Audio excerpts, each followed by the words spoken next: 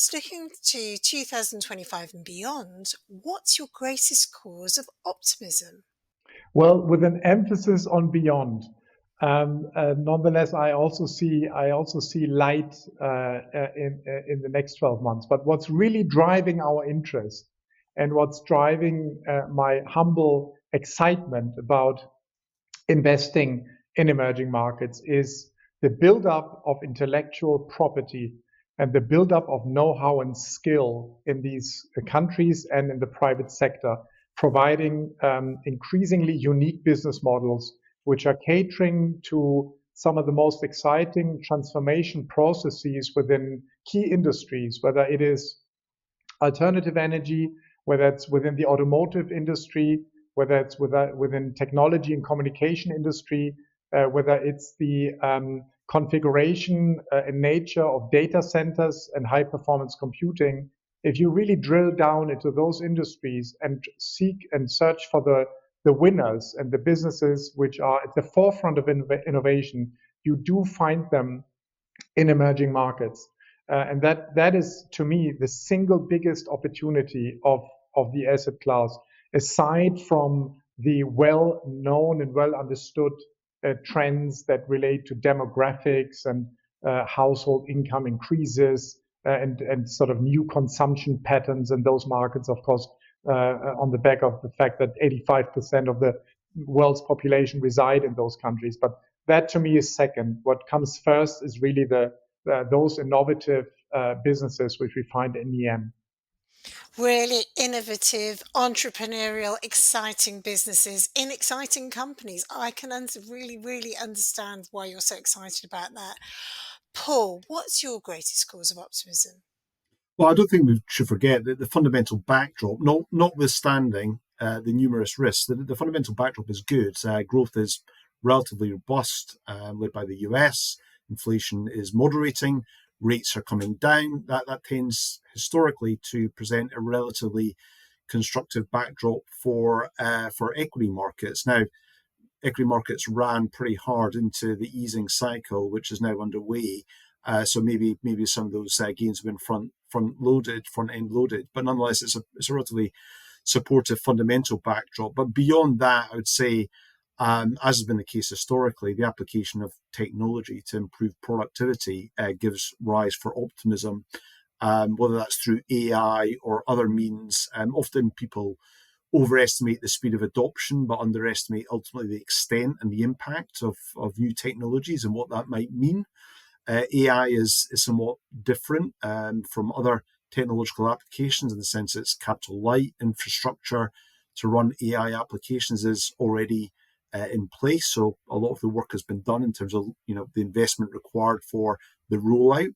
There is clearly a lot of investment that's been undertaken by companies right now, but a lot of that infrastructure is already in place. The adoption rates are very high compared at this stage of the cycle compared to where we are in comparative technologies. And it is possible or indeed probable that this technology will push up productivity in coming years. There'll be a lag. It'll take time for it to be evident.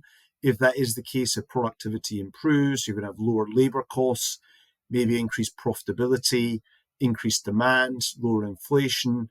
And that's good for owners of capital and ultimately in aggregate, there'll be winners and losers, Clay, but ultimately investors in equity typically.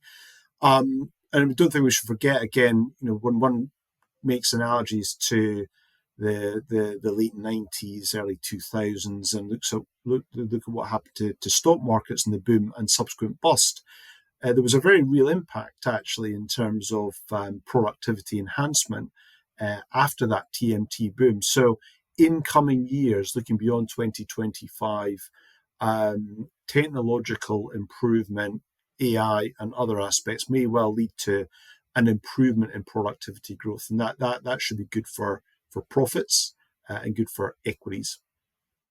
Thank you, Paul. To me, technology is totally transforming my life at the moment, and it's also transforming how we work. And here we are on screen right now. Jean, what's your greatest cause for optimism in 2025 and beyond?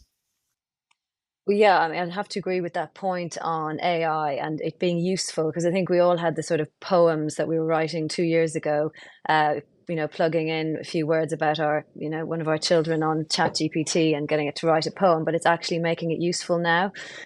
So learning more about prompt engineering to make the day job of being a fund manager easier, of wading through those ever increasing annual reports, and just getting better at using that makes me feel quite optimistic. Actually, I see that coming through this year, and in the day job that it can have a practical application and then help to solve some of the productivity puzzle that we see here in the UK. But I think outside of that as well, I think I'm optimistic because I see in the UK relative stability. Okay, relative when I talk, you look at France, for example, so political stability, some of the rules becoming clearer. I see hiring plans, which are quite positive for UK corporates. The Lloyd's Business Barometer talked about corporates seeing their own future as being more positive than the general economy. So I thought that was interesting because that they're seeing obviously opportunity for themselves, these UK businesses. And then that's layered with in the universe I invest in, UK mid caps, the forecast 20% earnings per share growth. Look, I'd take 15%, over the next year, but I think that that gives me cause for optimism. But we need to look well past 2025 as well, as Annabelle posed that question. And so I think skilling up in AI, generally for us, the corporates, I think that's the next thing that gives me cause for optimism. Well, thank you, Jean. Yes, got a technology and an AI improving productivity, hopefully very exciting and very helpful for equity investors.